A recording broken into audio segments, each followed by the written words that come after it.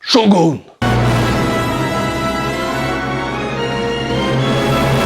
Bon alors là les amis, c'est en train de se corser un petit peu. J'ai regardé les épisodes de Shogun et alors là, moi je vais m'arrêter un petit peu sur l'aspect amour, l'histoire d'amour entre notre héroïne et notre Anjin. Et là, vraiment, ça commence à chauffer un petit peu. Il y a vraiment une situation qui est assez extraordinaire, où le mari se retrouve invité chez l'Anjin avec l'interprète, sa femme. Et du coup, puisque lui a survécu, la situation est terrible, surtout qu'apparemment, ils ont peut-être consommé, mais on ne sait pas si réellement c'est arrivé ou si c'était quelqu'un d'autre. Enfin, bon, je crois que c'était vraiment elle, hein, mais j'ai un doute, moi, quand même, là-dessus. On se retrouve dans cette situation-là, où vraiment, leurs sentiments se voient, on voit qu'ils sont attirés l'un par l'autre. Alors il y a une situation dans l'épisode 6 qui est assez terrible où donc John Blackthorne se retrouve avec Mariko dans une maison pour rencontrer Kiku parce que c'est une femme qui lui est offerte par Toranaga dans le but de coucher avec elle, de découvrir, enfin c'est un cadeau qu'il lui fait. Et alors c'est une femme qui à la base semble être amoureuse, enfin une espèce de mari, je sais pas exactement ce qu'on peut dire, qui est complètement jaloux de cette situation, qui supporte pas en plus qu'elle aille coucher avec ce barbare. Bon, bref, et Mariko qui se retrouve là, mais c'est très gênant comme situation parce qu'on voit bien qu'ils s'aiment, enfin, bon, il y a vraiment cette ambiance-là qui est assez pesante et on se demande où on va avec cette histoire. Je me demande s'ils vont finir ensemble ou pas dans la série. Je pense que dans le roman, ce n'est pas le cas, donc je ne sais pas du tout si dans la vraie vie c'est arrivé. Je sais que dans la vraie histoire, lui devient samouraï et il épouse une femme asiatique, une femme japonaise, mais est-ce que c'est Mariko? J'ai un vrai doute là-dessus, puisque pour l'instant elle est mariée, donc peut-être que son mari va mourir et que ce sera possible après. On verra comment ils vont évoluer là-dessus sur la série. Après, du côté de l'intrigue politique, franchement, je trouve que le personnage qui est de plus en plus fascinant, c'est celui de donc Fumi Nikaido qui va jouer le rôle de Ochiba no Kata. Et elle est manipulatrice, elle a un regard intelligent, elle a une prestance à la caméra, mais franchement, toutes les femmes dans cette série sont belles, mais en plus elles ont beaucoup de prestance, elles ont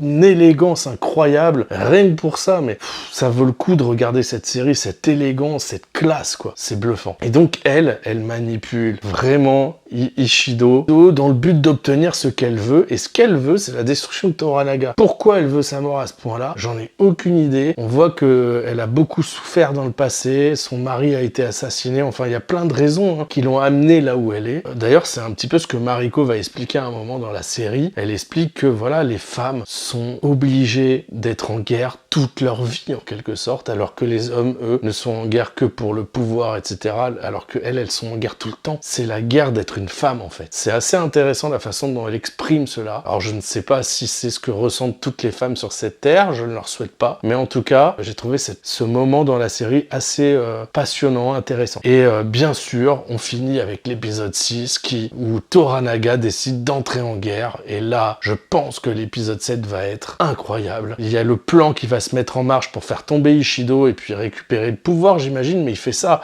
pas parce qu'il veut devenir shogun, il fait ça parce qu'il veut juste survivre en fait, le mec. Toranaga, il est pas assoiffé de pouvoir comme tous ces gens horribles, et du coup, il est prêt à faire ça pour sauver son peuple à lui, ceux qui sont à ses côtés, et lui-même, donc il va se battre de ce côté-là. Et puis, bien sûr, il va le faire aux côtés de John Blackthorne, à qui il est en train de confier de plus en plus de responsabilités, d'autant plus que John Blackthorne l'a sauvé au moment du tremblement de terre, où il s'est retrouvé enseveli, et John Blackthorne a pris son courage à deux mains pour aller le sauver, ça lui a valu quelques récompenses. Qu'est-ce que c'est que ce plan que Toranaga a fomenté? Franchement, quand ils ont parlé de plan, j'étais persuadé qu'ils allaient attaquer, et puis franchement, depuis après la mort du fils, donc là je spoil comme un fou, mais la mort du fils quand il chute sur la tête, alors c'est assez pitoyable, d'ailleurs les autres finalement se moquent un peu de lui et tout, mais c'est vrai qu'au moins il a essayé de faire quelque chose, etc. Mais après vraiment ça respire l'échec en fait, l'autre il est malade, vraiment on n'y croit plus du tout, vraiment ils ont réussi à me faire croire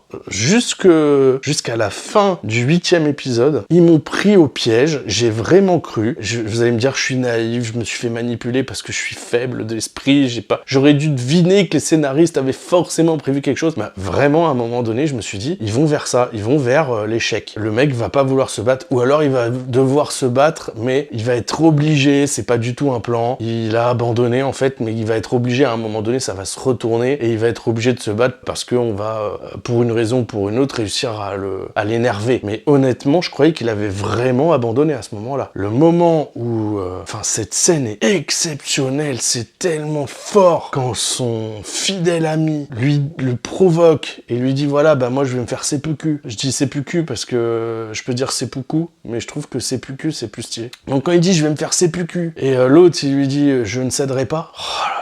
Mais je me dis, il va pas le faire en fait, ou il va l'arrêter à un moment donné. Mais non, il l'arrête pas en fait, il le laisse se tuer quoi. Oh là là, mais c'est d'une violence. L'autre se fait seppuku devant lui comme ça, et il fait rien, et on comprend seulement après. C'est exceptionnel. Moi, je m'y attendais pas du tout. Qu'en fait, pour lui, ça fait partie du plan, et que l'autre connaissait le plan, et il décide de se faire seppuku parce que c'est le seul moyen de convaincre les adversaires qu'ils ont décidé d'abandonner pour pouvoir faire la guerre correctement avec retourner les choses quoi. Mais alors, j'ai tellement hâte de voir la suite, de voir comment ça va se retourner contre eux, qu'est-ce qui va se passer, est-ce qu'ils vont remporter cette bataille, enfin... Bon, je trouve intéressant aussi le fait que John Blackthorne, lui, en fait, il est énervé qu'ils abandonnent, et puis il commence à réfléchir à d'autres trucs, à repartir au pays, prendre un équipage, faire des affaires... Lui, il s'en fout un peu, en fait, hein. Il a dit « Ah ouais, t'abandonnes la guerre, ok, vas-y, tu veux mourir, t'es un vieux fou, bah c'est ton problème, mais il est pas du tout conscient de ce qui est en train de se passer. » Alors après, qu'est-ce qui va se passer ensuite pour John Blackthorne, je suis curieux de le savoir aussi, mais vraiment ce retournement de situation, au moment où il parle à la fille, où il parle à Mariko, et qu'il lui dit est-ce que t'es prête à faire ton rôle? Et qu'elle, elle dit je suis prête.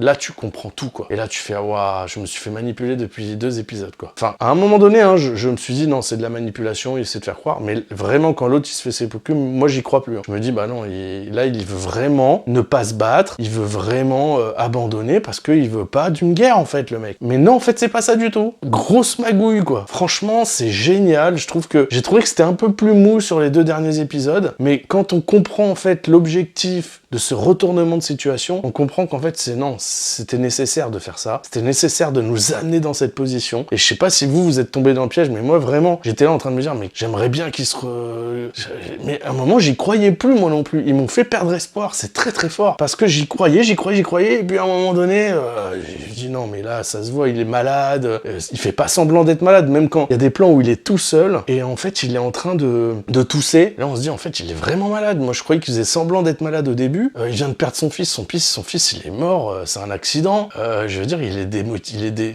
désarmé, démotivé, il a perdu espoir. Enfin, j'y crois plus en fait. Quand son fils meurt, je me dis son fils a été bête, parce qu'il a attaqué alors qu'il aurait dû suivre le plan de son... Enfin, il aurait dû attendre, laisser faire son père. Mais en fait, quand le fils il meurt et l'autre il décide quand même d'abandonner et tout, je me dis mais... Enfin, là, franchement, ils m'ont perdu quoi. Ils ont réussi à me manipuler. Et alors le truc du seppuku, vraiment, seppuku. Ok, je le dis, seppuku, ça vous fait plaisir? Vous en avez marre de m'entendre dire seppuku? Eh ben, je dis seppuku. Vous êtes content? Ok, je dis seppuku. Donc, il s'est fait seppuku, l'autre. Et là, j'y crois plus du tout, vraiment, mais j'étais complètement bouleversé. Je me suis dit, mais c'est quelle scène horrible, quoi. Il était pas obligé de laisser son ami mourir, quoi. Enfin, ils étaient pas obligés de faire ça. Mais en fait, si. C'était nécessaire, apparemment, pour la survie du plus grand nombre et pour réussir cette guerre, en fait. Et donc, je pense que sur l'épisode 9 et 10, on va avoir la guerre. J'attends de voir ce qu'il va se passer. Je pense que sur la suite, on va voir à l'épisode 9 que ses adversaires commencent à tomber dans le piège, tomber dans le panneau et vont croire en fait que l'autre s'est fait seppuku, donc c'est la preuve en fait que vraiment il abandonne. Va y avoir plein d'éléments comme ça à mon avis qui vont prouver ça.